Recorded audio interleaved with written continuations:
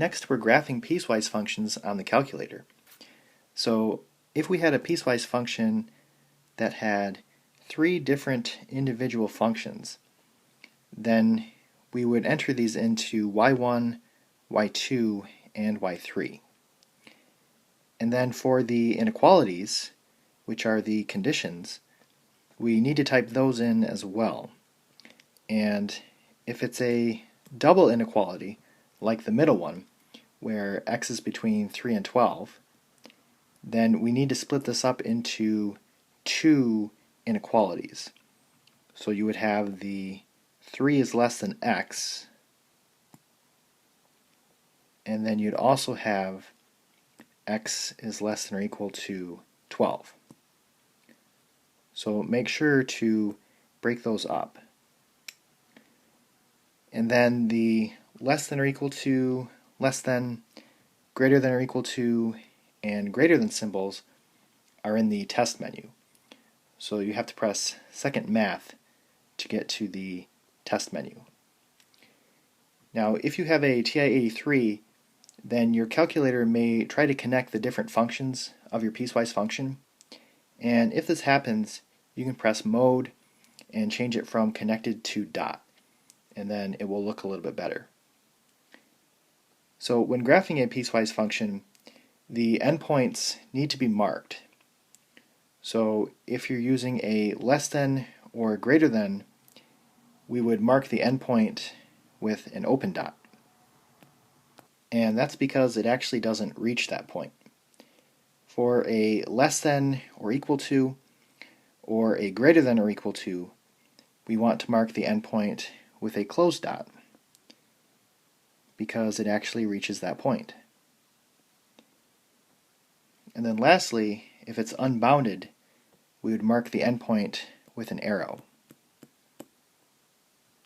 So this is our piecewise function on question 13. So my y1 is going to be my top function. So I want to type it in parentheses negative x plus 1 close parentheses, and then I need to break up that double inequality. So the first part is negative 1 is less than or equal to x, and then the second part is x is less than 1.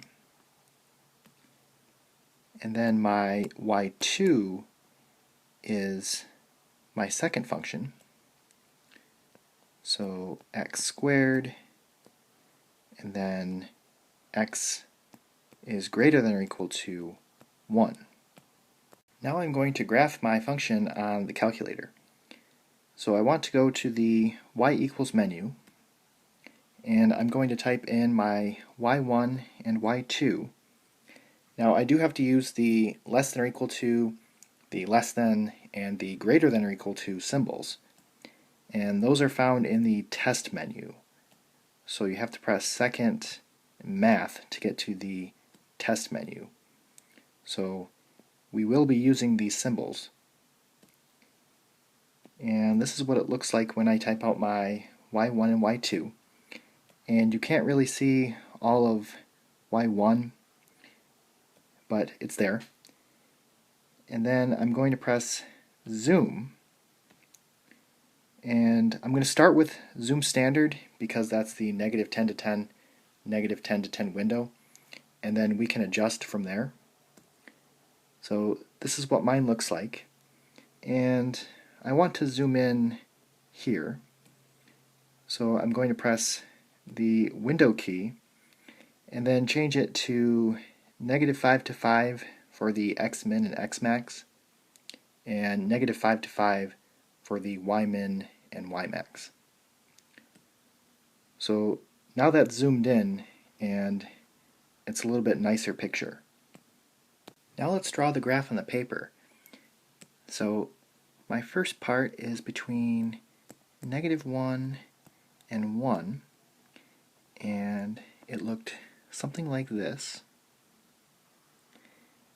Now the endpoints won't show up on the calculator, so I need to put those in myself.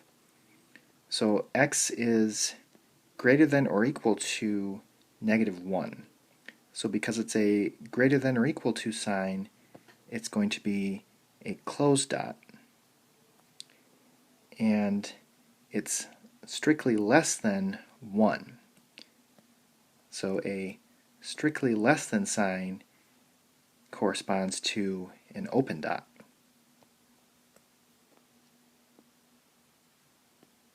The next part of my graph is the x squared. And that looked something like this. So because x is greater than or equal to 1, that's going to be a closed dot right here. And then because there's no upper bound, this is going to go forever to the right and forever upwards. I'm going to put an arrow here. And that's our answer.